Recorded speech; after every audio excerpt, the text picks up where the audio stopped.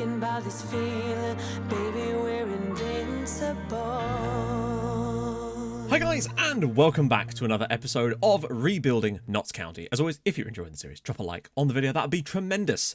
Thought we'd start today on the page of old Ronnie Coates, because, well, I mean, he's been lighting things up for us recently, and I've been very, very impressed with the lad. It's been a real battle on this right-hand side with Coates and Saunders and Baldwin and Griffiths and Bars and, well, I mean, not really those guys, but you get my point. We've had a lot of talent that potentially can exist on that right-hand side of the pitch, and nobody's really grabbed hold of it. Just when you think someone's about to, they start to fade away, and someone else gets an opportunity. And Ron Coates has just really come into his own. Despite having awful crossing, it seems that where he's really good is getting to the byline and pulling that ball back. And I don't know if that's maybe because the game doesn't count it so much as a cross, or he's just not really doing the same kind of thing. But he's very good at doing that. When you look at this, it's 7.33 dribbles per game. The guy can go past anybody, and that makes a huge difference to him. And he's a loyal player too, with a good amount of potential. I mean, look at the progress here. From June last year, he is absolutely fired up this season. Still only 18 years old. He's English as well. It's just a really nice player to have around the club. So I'm really, really pleased with that. A goal and 5 assists this season. He's pretty good. I love this because both these comments were directly after one another. Ladies and gentlemen, please remember, hold your gun, capybara. Should that be like my new sign-off on the channel? Always remember, hold your gun, capybara. When I get FM 2020, I'm so changing the name to the stupid trophy no one cares about. Damn right. And let it be so. I have spoken. Okay, so now onto the topic of the restrictions I was thinking about placing on the save, because I think there's been some important discussion about this. I don't think any transfer restrictions would actually hinder you that much because of the way you play the game. Okay, so I think you might have a point. I think the reason I tend to feel the need to make these changes is because often I'll start seeing things creeping into the comment section about this is too easy for you, etc, etc, etc. And I feel like, what can I do to combat that? And at times it's very difficult to know what to do without doing things like placing restrictions, because I spend more time analysing the game than perhaps the average player because I'm making these videos. So I kind of have it in my brain where I can afford to take more time over it, because I go through a season in this save way slower than perhaps one of you guys playing the game because I'm making the videos. So when I'm on a forced schedule, I can take more time in between to look at stuff like analysing everything down to a more granular level. And perhaps that's why I do see things a little bit more, because at the end of the day, I do try to sign players specifically for the roles I want them to employ once I've actually got a plan going. And you saw some of the, well, some of you might have seen some of the unlisted videos I did with Stockport last year, where I would do half an hour of just analysing data to try and figure out what we could do and what we could change. And generally speaking, when we did that, it led to good results. So yeah, I think the best thing I'm going to do is I might still not do any loan signings, because I feel like I'd rather have our players ourselves anyway, because then we can build more story around having players that are actually our own players. And I think with the performance of Robbie Burton this year, maybe we might not need Matt O'Reilly next year. If he continues to not quite perform, Robbie Burton has really stepped up, and I did actually cave and give him a new contract because his agent represents some of our other players. I didn't want to piss the player off because he's doing well, and I didn't want to ask him to sack the agent because he also represents Tyrese Campbell, and we're going to need to negotiate a new contract with him in the summer. I've also achieved 8 consecutive promotions before. If you know what you're doing and build a half-good head of steam, you steamroll through the leagues almost on autopilot. What I've been doing a lot to boost the difficulty is little manual scouting as possible. Rely on agent offers and scouts as much as possible. So also, the fact you play with attribute masking makes what you're doing harder than most other YouTubers. So I didn't know. I just assumed that everybody plays, or certainly on the YouTube scene, played with attribute masking on, because I like that element of the game, that sort of unknown ability, because sometimes you get things really wrong, as I do. The problem I found with scouting this version of the game particularly is they don't bring me anything. Honestly, so rarely. We've had a few little players here and there that have been through scouting, but most of those have been loan signings, as you would have seen. But I do like the manual scouting aspect of things anyway, because that's what makes it fun, is me going out and finding the players myself. I like being a scout, essentially. If there was a mode I could play while I was just a scout, I would do that happily. That'd be amazing. Regards to the rules, you just do you, and as long as the content is the main deal, we will return every evening, which is very nice to hear. Question of the day. Outside of football-related content, do you watch YouTube, Netflix, HBO, etc.? Yes. I've actually less so Netflix, but recently, obviously, with The Witcher, I watched that, and I thought that was really, really good. So that was cool. I do watch a lot of other YouTube channels. It's hard to explain. I'm subscribed to about 300 YouTube channels. Not really much in the FM space, or even really in the sort of football space, other than like things like actually, I'm struggling to think of one, to be honest. I watch a lot of weird shit. I like watching sailing vlogs. Those are cool. So I guess my question to you guys is, what are some of your favourite YouTubers? I'm genuinely interested. Tell me a little bit about them too, because particularly if they're a small one, I might not have heard of, because I'm always looking out for new content to potentially watch. could be anything. I watch some of the weirdest stuff. Fresh off that Crew game, we put in a really, really strong performance at home against Blackpool, absolutely battering them in terms of chances created anyway. Ron Coates again, look at this, 4 chances created, 4 key passes and an assist, man of the match for Ronnie. And he deserved it too. Robbie Burton, though, scored again. He was given I think Matt O'Reilly, was it? No, it can't have been O'Reilly. I don't even know who it was. Put the ball to him, and he just drifted through, scored another goal. Brilliant performance again from him. Only a 7.5 in the end from him, but still, to score another goal, he's suddenly just getting goals out of nowhere. And then, of course, Coates got to the byline, whips it across. And there was Tyrese Campbell to put in another goal for the season, taking him, I think, to 27 now. Point is, he is smashing them yet again. Great result of a middling Blackpool.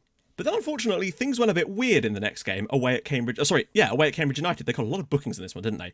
Where I think we were very, very harshly done by in this match. Chance creation-wise, yeah, we had a few little opportunities here. They had a couple. I think a draw would have been fair, and they're in the relegation zone, so it was just a poor result from us. McGrath gave them the lead with an absolute thunderbolt, and then they got another one in the second half from a corner before Dropkick McPhee got an absolute banger to get us back in the match, but we never really managed to build on that, and unfortunately just couldn't get any momentum going after that. A frustrating one, but McPhee was excellent. But I think more annoying was losing 1-0 at home to relegation-threatened MK Dons, who had already just taken a great win away at Sunderland, now go and win away at us. Sam Greenwood's goal put them in front, but we had, I think 7 chances in this match, could not put anything away, and that was a real issue for us. Suddenly we've gone into 2 matches, back-to-back defeats against teams in the relegation zone, just out of nowhere. We just look a little bit shaky at the moment. Robbie Burton was still okay in this match, but I actually chose to play him instead of O'Reilly given his form, and I think that might be coming back to bite me a little bit because he just seems to be tailing off a little now. So we definitely need to get back to winning ways against Bristol Rovers today because they're a decent side, and as much as we do have a solid lead at the top, we can't afford to let it slip away completely, and we need to get some form. The board are also very, very happy because we've officially become a top half team now, so we've achieved one of our objectives 2 years early, which is glorious. So all of that still leaves us 8 points clear at the top of the league and 9 points clear of dropping out of those spots. You'll notice Portsmouth really have started stringing wins together now,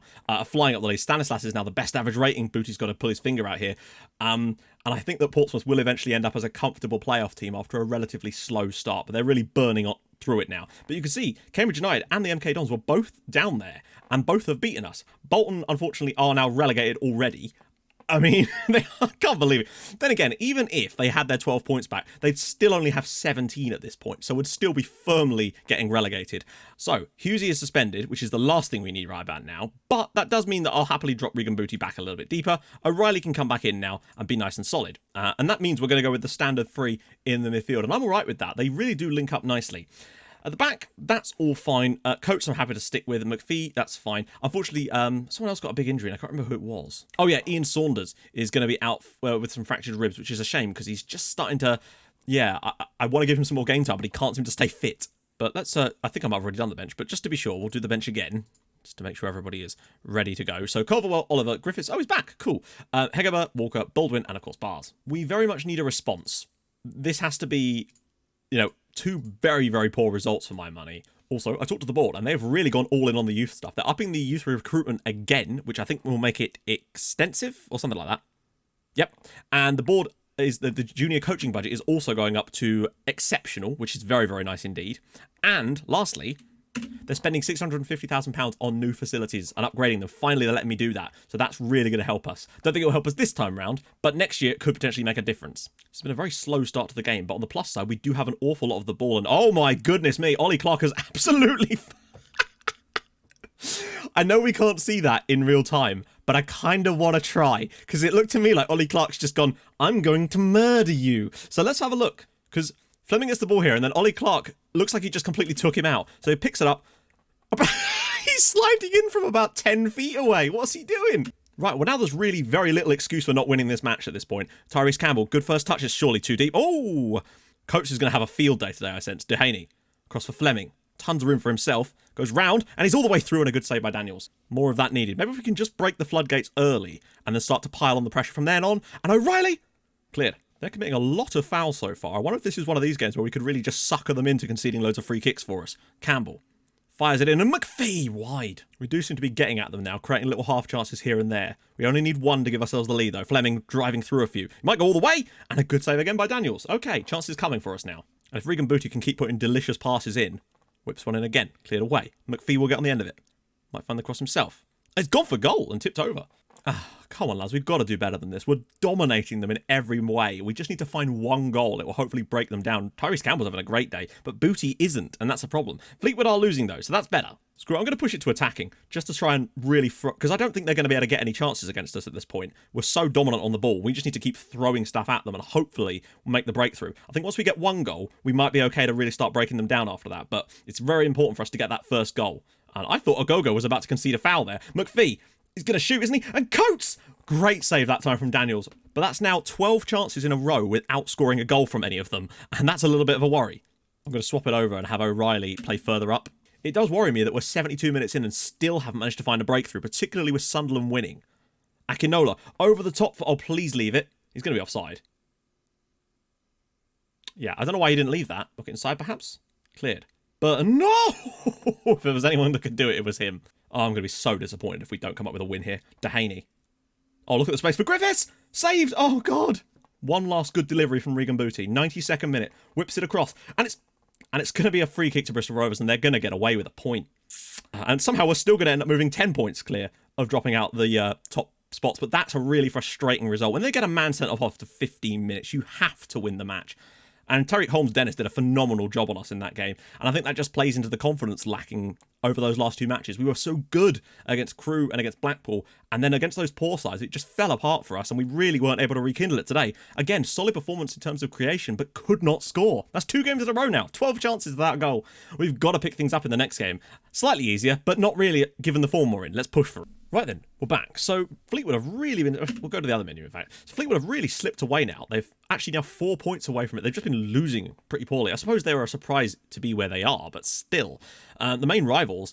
I mean, Sunderland, I think, are going to get automatic promotion. I think Coventry are the ones we need to worry about. Where are they playing? They're playing Charlton today, and Sunderland are playing against Southend at home. We need a response today after 3 poor performances in terms of points. Only 1 point from our last 3 matches. I would have expected us to have taken at least 7 from those and be in a really comfortable spot. We should be on like 86 points right now and sitting completely comfortable, ready for promotion. But there's still that niggling fear in the back of my mind that we could be about to bottle this. But I don't think we will, but we'll have to see. Lineup-wise, I'm going to bring Booty back in instead of Burton and have the correct midfield that we've been going with all season. Oh, Sam Hughes is still suspended. In that case, no, we won't. In that case, it is going to be the same 3 in the midfield. Everybody else I'm content to go with again. McPhee picked up a slight knock, but he is now back. So I think same lineup again. Coverwell, Oliver, Griffiths, Chewich, because unfortunately Hegerberg's picked up an injury, Walker, Lily, and of course Baldwin. I noticed they have Geordie Osetutu, who I'm pretty certain we had at Stockport.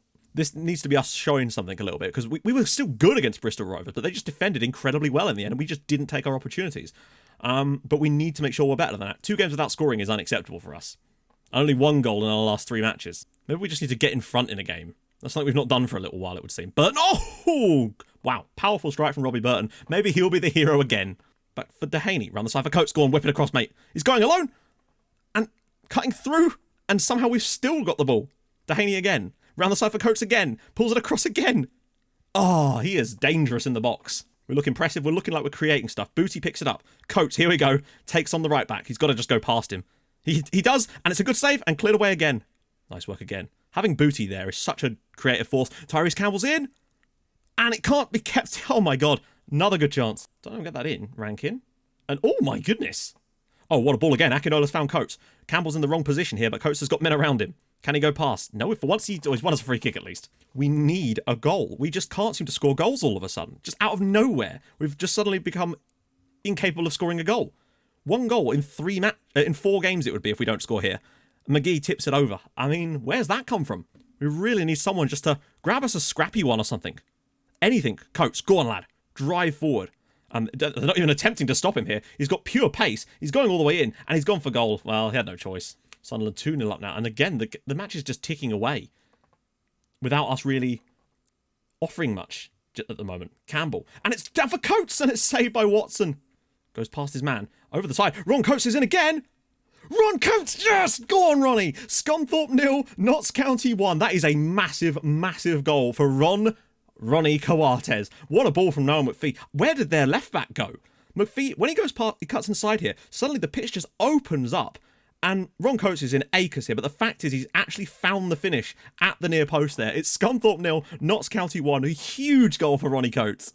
I'm so pleased for him. If anyone deserved to get us that goal, it was Ron Coates. He's been phenomenal today. Oh, no, you've got to be kidding me.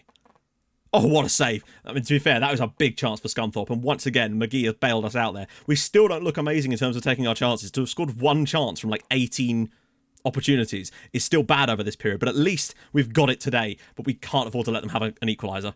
And it looks like we're going to do it. There's basically nothing happened since then. We seem to have just shut up shop.